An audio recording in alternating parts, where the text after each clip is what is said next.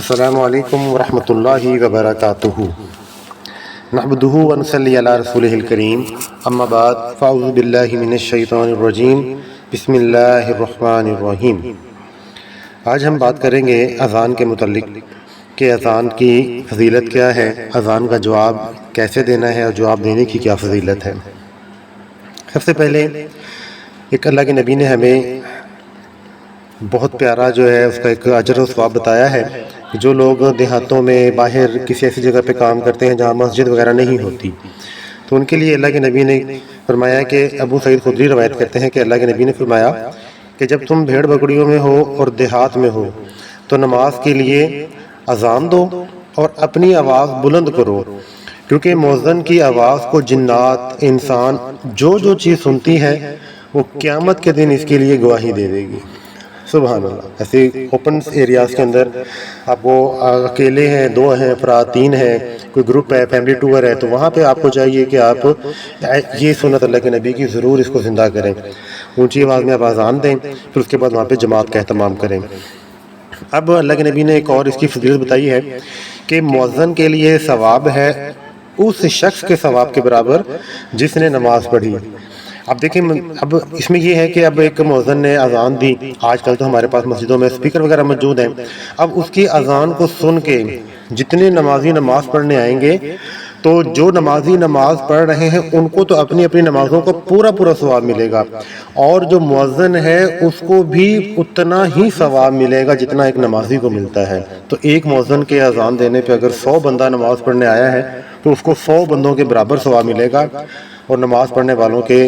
اجر و ثواب میں کوئی کمی پیشی جو ہے وہ نہیں ہوگی۔ یہ کتنی خوبصورت اس کی فضیلت ہے، تو ہمیں خود اپنے بچوں کو، اپنے جو فیملی میں سے بلکہ خود ہی کوشش کرنی چاہیے کہ ہم یہ اذان کا جو ایک فضیلت ہے اس کو حاصل کرنے کے لیے اذان دیا کریں۔ ایک اور اس کی فضیلت اللہ کے نبی نے بتائی ہے کہ جب قیامت کا دن ہوگا نا تو جو اذان دینے والے ہیں ان کی گردنیں جو ہیں وہ عام لوگوں سے لمبی ہوں گی، وہ دور سے پہچانے جائیں گے کہ یہ وہ لوگ ہیں جو اذان دیا کرتے تھے۔ اس کی بھی بہت زیادہ فضیلت اللہ کے نبی نے بتائی ہے۔ پھر اللہ کے نبی نے فرمایا کہ جب نماز کے لیے اذان دی جاتی ہے نا تو شیطان وہاں سے بھاگ جاتا ہے پیٹ پھیر کے،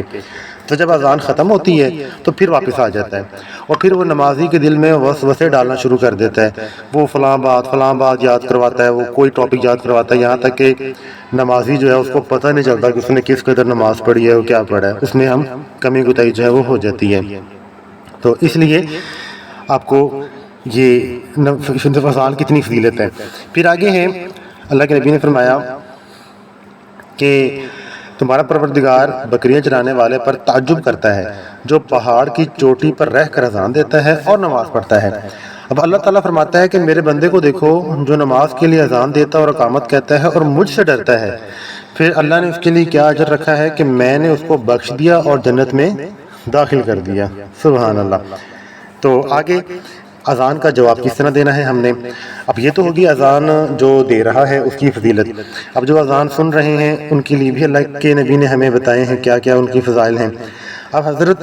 عمر فاروق رضی اللہ عنہ روایت کرتے ہیں کہ اللہ کے نبی نے ہمیں فرمایا کہ جب آپ مؤذن جس طرح اذان کہے آپ نے اس طرح اذان کا جواب دینا ہے، اللہ اکبر کے بدلے میں اللہ اکبر کہنا ہے،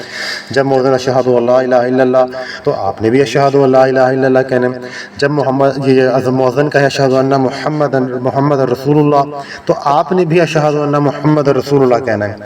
جب مؤذن کہے حی علی الصلاۃ تو پھر آپ نے حی علی الصلاۃ نہیں کہنا، اس کی جگہ پہ کہنا ہے لا حول ولا قوۃ الا باللہ۔ تو مؤذن حی علی الفلاح جب کہے تب بھی آپ نے یہی کہنا ہے لا حول ولا قوۃ الا باللہ۔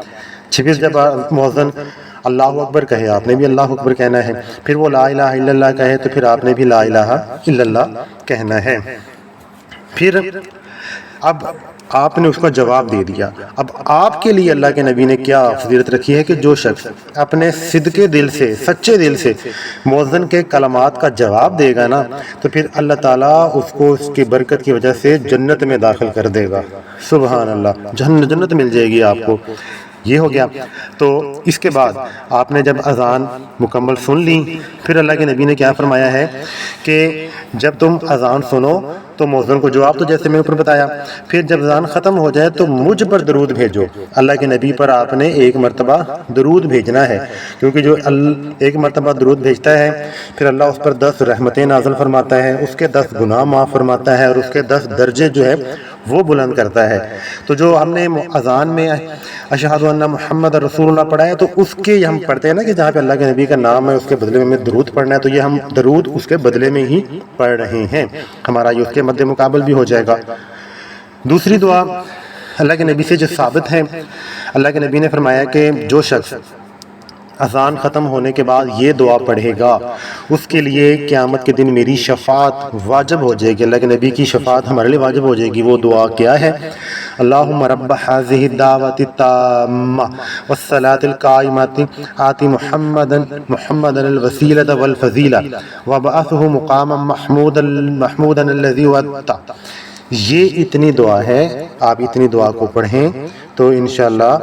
آپ اللہ کے نبی کی شفاعت کے قابل ہو جائیں گے۔ تو یہ اذان کی فضیلت تھی جو ہم نے مختصر طور پہ پڑھی ہے، تو اس لیے اس کو ضرور اپنی جو ہے عادت بنائیں، جب اذان ہو رہی ہو تو خاموشی سے اس کو سنیں۔ تو ایک اس میں مسئلہ یہ بھی آتا ہے کہ جیسے ہمارے علاقوں میں بہت ساری مساجد ہیں،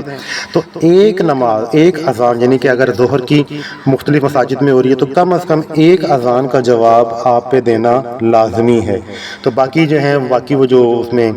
باقیوں کا جواب اب نہ بھی دیں تو کوئی مسئلہ نہیں ہے، کم از کم ایک اذان کا جواب لازمی دیں، پھر عصر میں پھر ایک اذان کا دیں، مغرب میں ایک اذان کا دیں، تو جس میں آپ کو مکمل اذان سنائی دیتی ہے اس میں آپ اس کا جواب کا اہتمام لازمی کریں۔ اللہ ہمیں عمل کی توفیق عطا فرمائے۔